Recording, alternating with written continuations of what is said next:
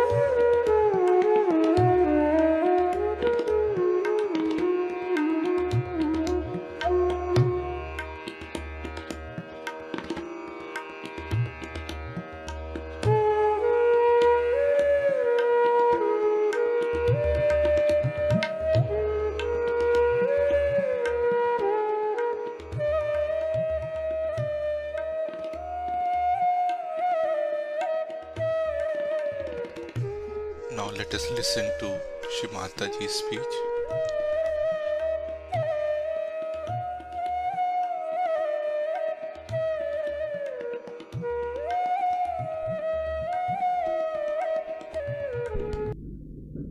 How are we to convince people what is God?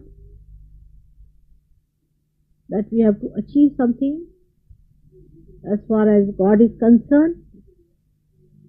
How are we to convince them that we have got all these centers within us and that you have to achieve that realization? And also, how are we to prove to others that you have achieved your realization?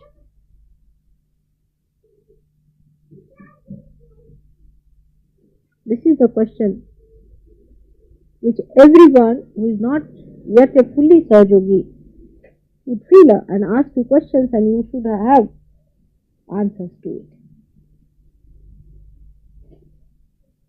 The first and foremost question is, how do we prove that there is God? Because you assume that there is God, because somebody has said there is God. Now, what are the ways of proving this, that there is God? So, we have to attack the question first from the reasoning point of view, that we should be able to tell people that there is God through reason, not through experiencing, because they have to be prepared for it. There will be many who really do not believe in God, but just out of fashion they are saying, all right, we accept. because they want to keep a peace and a compromise. But how you start about convincing them rationally?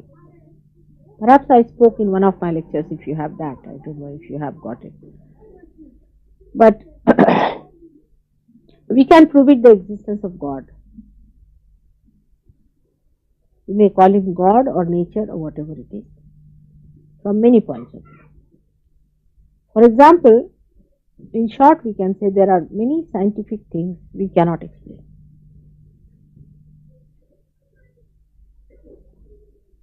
We cannot explain how the periodic laws were established without somebody being there. Periodic laws of chemical substances or the elements that exist on this earth is so regular and so properly plotted down that you can see there must be some plotter, otherwise it cannot be done. I mean, if you want to avoid it, you can avoid it, but there must be someone. Say we come in this room and find everything properly organized, lit up, and we should know there must be somebody who has done it.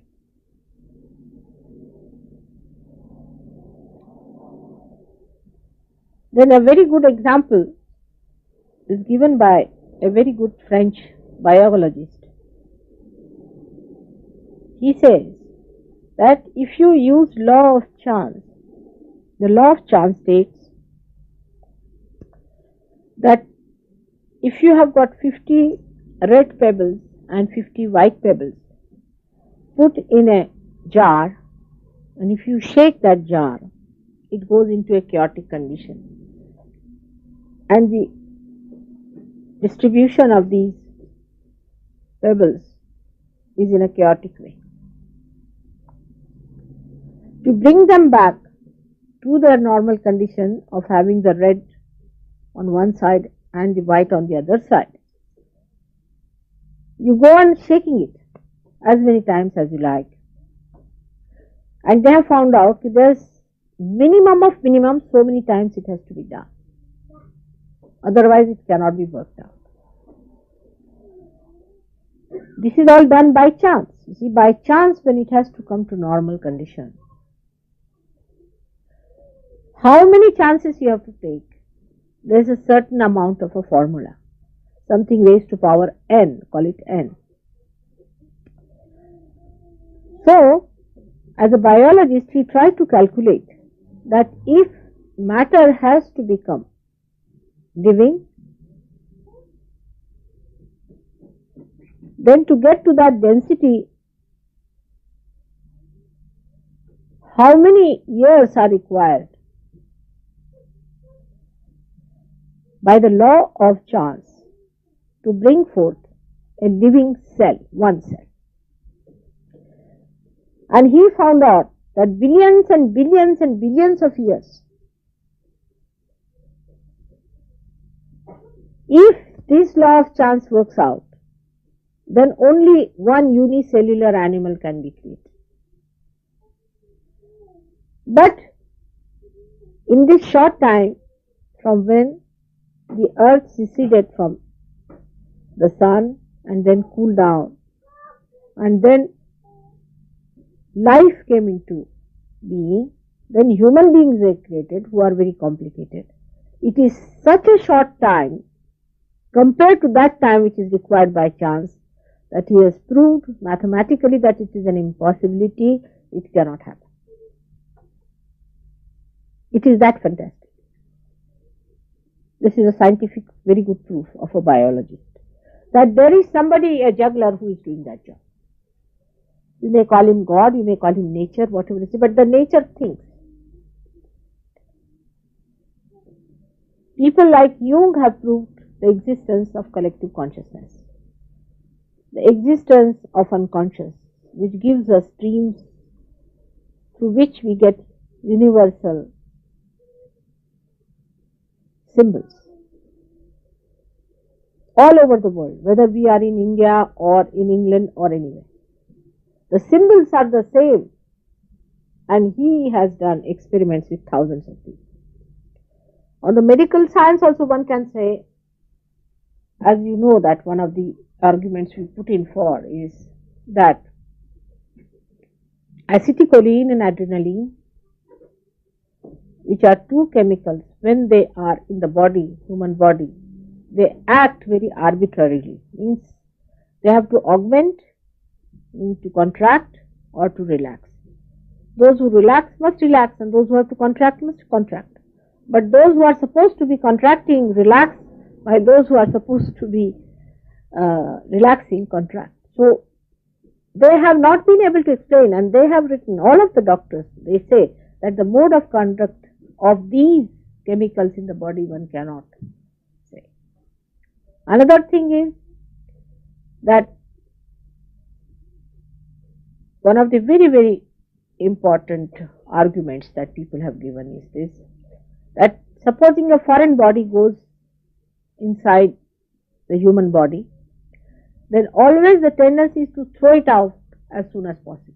Supposing something goes into your throat, you will cough out. Something goes in the blood, they will try to throw it away.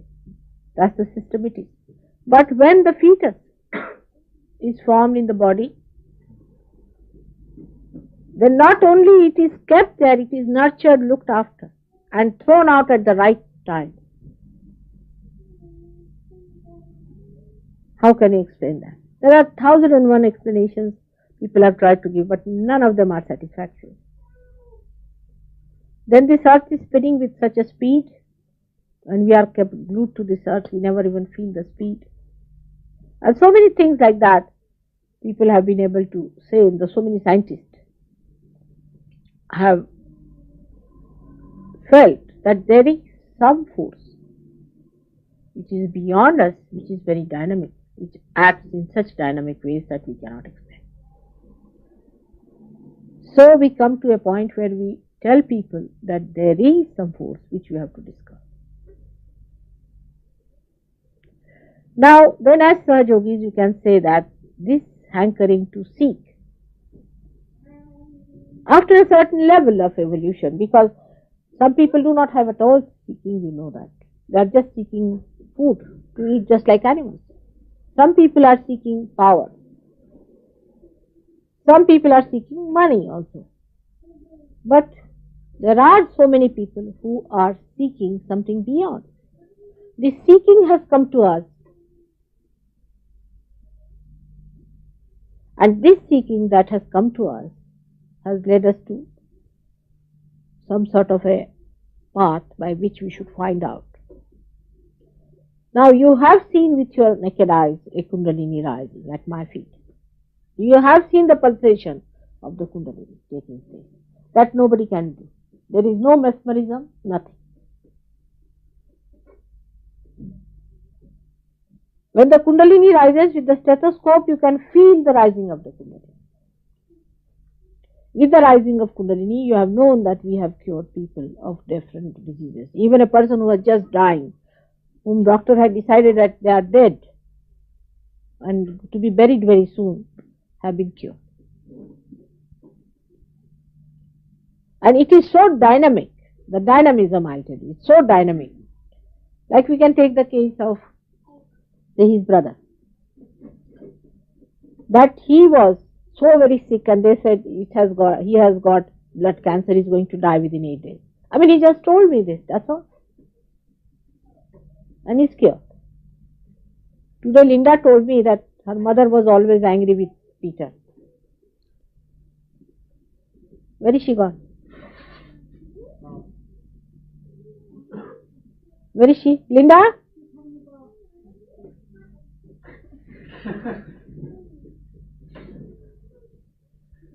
So, she told me that the mother would never talk to Peter. She was very angry with him always. She would never talk to him.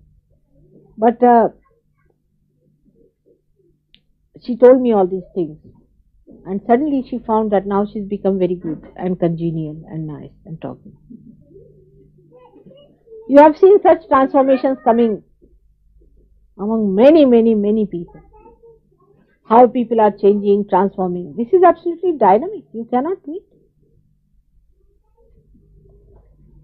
So many sick people are suddenly cured only through attention, you know. There must be something about it. And that is how you have to convince.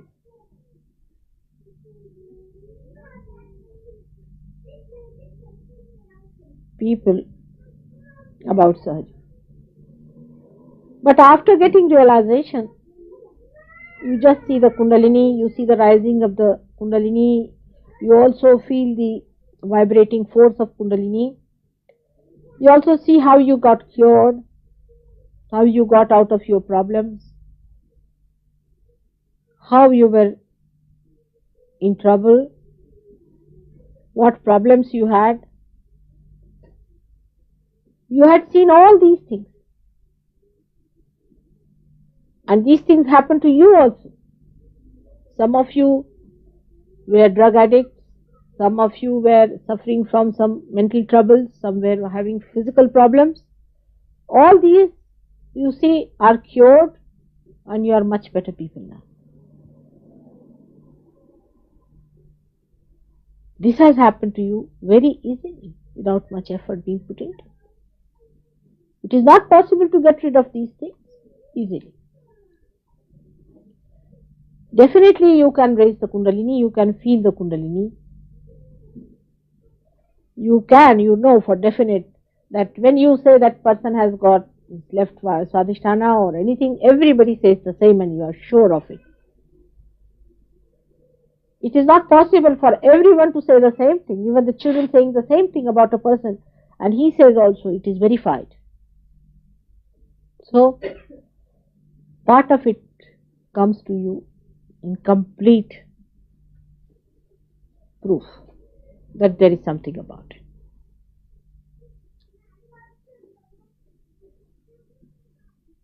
Second part also comes to you as a proof,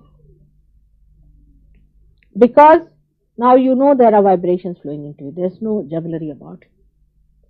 And then you can feel it very clearly. You have raised the Kundalini of many people. You have given them realization. Even the photograph has given realization. You know for definite it is so.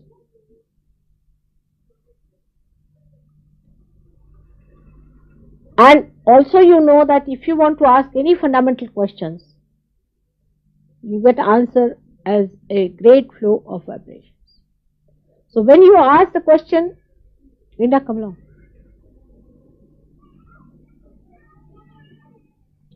When you ask the question whether there is God, immediately you get tremendous vibrations proving that there is. You ask some questions which you know for definite and say, is it so? And you know that it is not so. Definitely, you do not get any vibrations. That's how relatively you know when do you get vibrations, when you don't get vibrations. If you ask a very big fundamental question, you get vibrations of a very strong nature. But in ordinary things you might get a little. So it proves that the vibrations speak to you as vibrations. This should prove that there is God, because you have asked on vibrations and you have found that there are vibrations. And that there is God.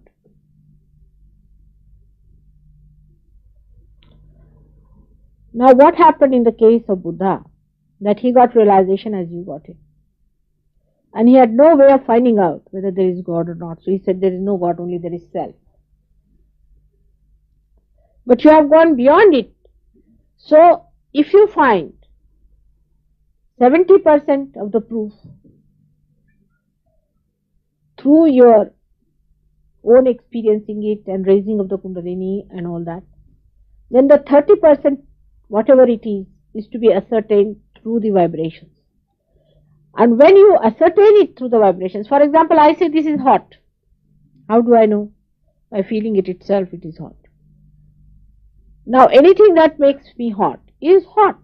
But relatively I know this is hot, that is cold. In the same way, on vibrations also, we can ask various questions and find out yes and no.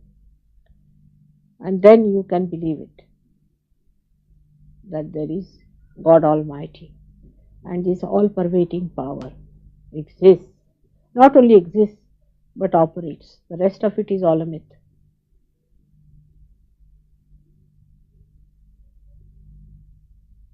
But when you rise in Sahaja, being Sahaja, you take it for granted. As we take everything for granted. All the trees growing, the mango tree giving a mango, guava tree only gives guavas. We never try to find out how in one little seed so much is built in, so much is programmed.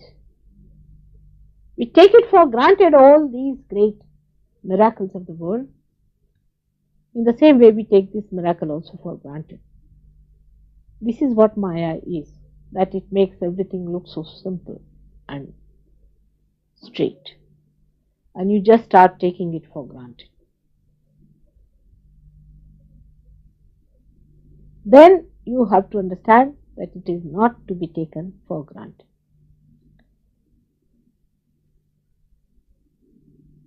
But is to be very much respected, worshipped and accepted. The amount of preparation you have, the amount of strength you have, that is the amount of truth you are going to get. Truth also weighs you very clearly whether you can receive it or not. There is no diplomacy that can work this out. No cheating, nothing. Truth knows how far you are. The more you become stronger, the more the truth manifests through you and you receive the truth. Just now, some of you are still little babies of 3 months and 4 months and something like that. And still sometimes taken for granted.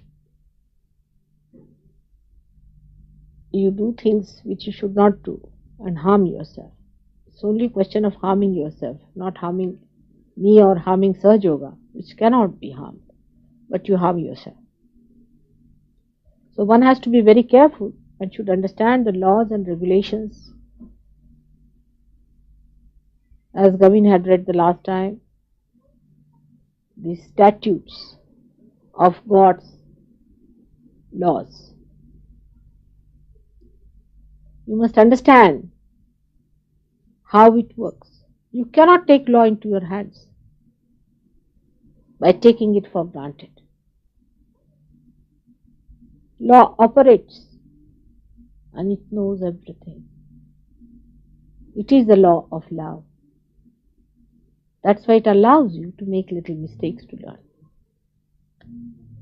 But it will not protect you when you start saying that, all right, I want to do it on my own. All right, it says, all right, go ahead. So one has to know that this law operates not blindly, lovingly. And it tries to teach you also sometimes that don't do this wrong and don't do that wrong. But when it comes to real punishment, the punishment is that this law leaves you alone.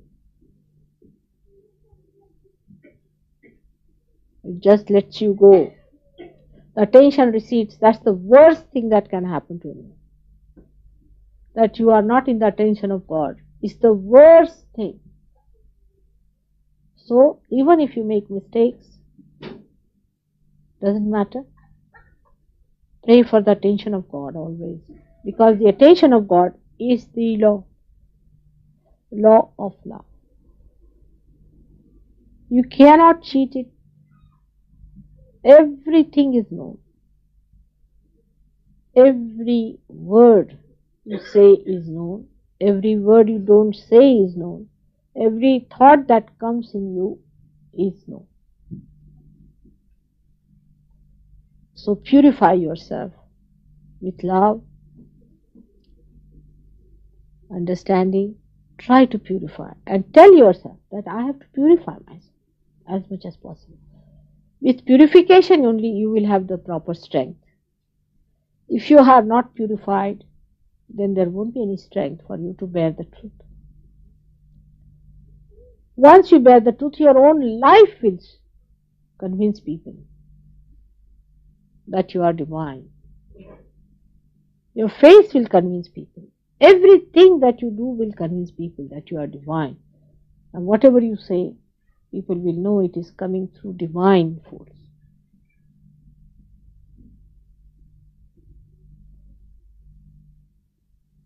May God bless you.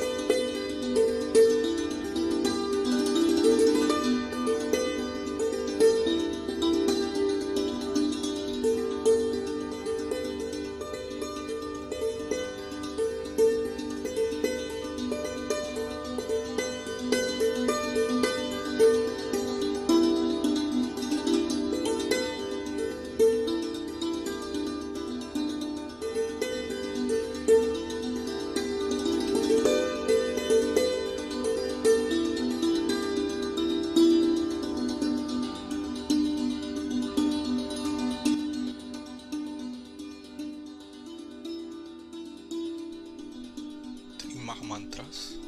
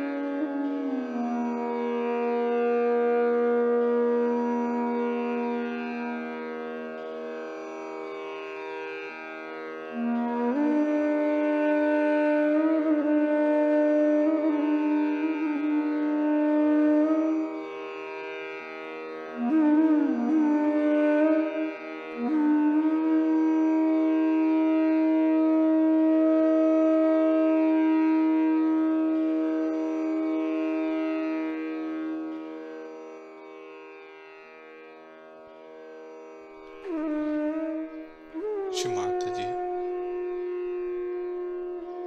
thank you again for this beautiful morning meditation. Jai Shri Mataji. Let's bow down to Shri Mataji, raise Mother Kundalini and put Bandhan.